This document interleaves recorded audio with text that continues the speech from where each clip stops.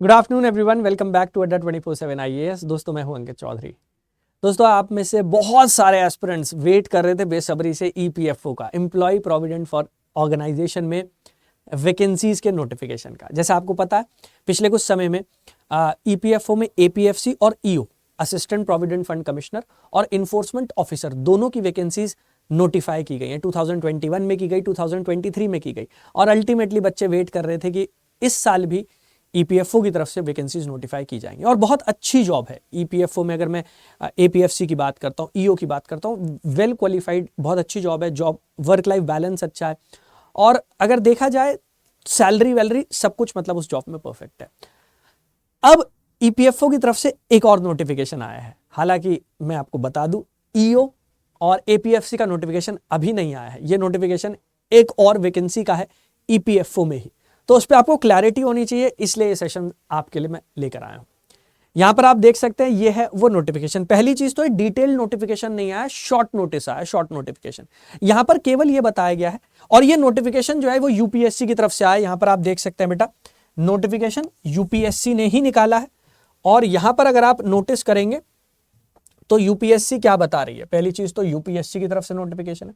UPSC ये बता रही है कि यहां पर 323 वैकेंसीज EPFO में आई हैं, 323। तो बेटा 323 वैकेंसी आई हैं, 323 वैकेंसी। अब ये वैकेंसी है क्या एक्चुअल में? तो ये है personal assistant, PA, personal assistant की वैकेंसी। यहां पर जो आपका सैलरी स्ट्रक्चर है, जो आपका पे स्केल है, वो है लेवल 7। तो लेवल 7 लेवल की 323 वैकेंसीज निकाली गई हैं। EPFO डिपार्टमेंट है, उसमें निकाली गई है। UPSC की तरफ से ही ये नोटिफिकेशन आया है। अब आप समझ सकते हैं, UPSC जब भी कोई नोटिफिकेशन देता है, बड़ी वैकेंसी होती है, अपने आप में इंपॉर्टेंट वैकेंसीज होती हैं। तो 323 वैकेंसीज निकाली गई हैं। लेवल 7 पे मैट्रिक्स है, और इसका फॉर्म फिल होना शुरू हो जाएगा 7 मार्च। UPSC ने यह भी नोटिफाई किया है।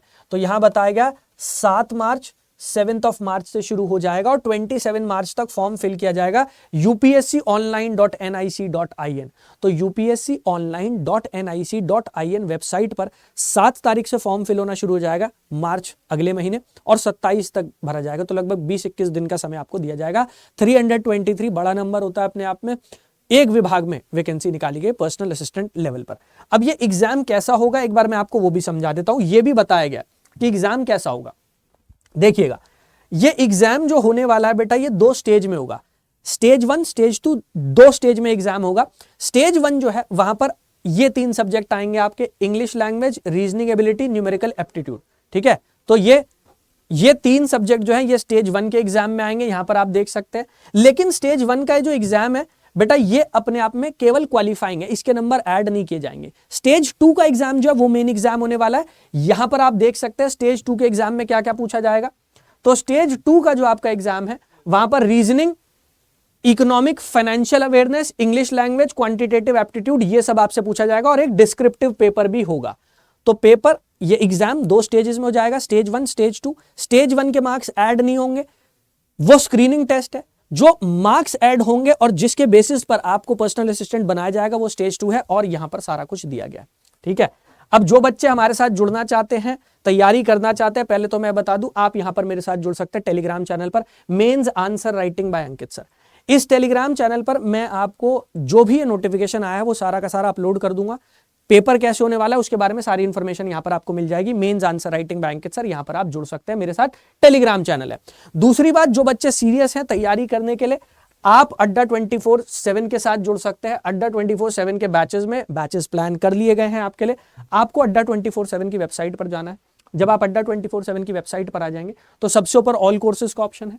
ऑल कोर्सेज में UPSC का ऑप्शन है, और UPSC में जब आप आ जाएंगे, तो यहां पर आपको दिखाई देगा सारे के सारे बैचेस।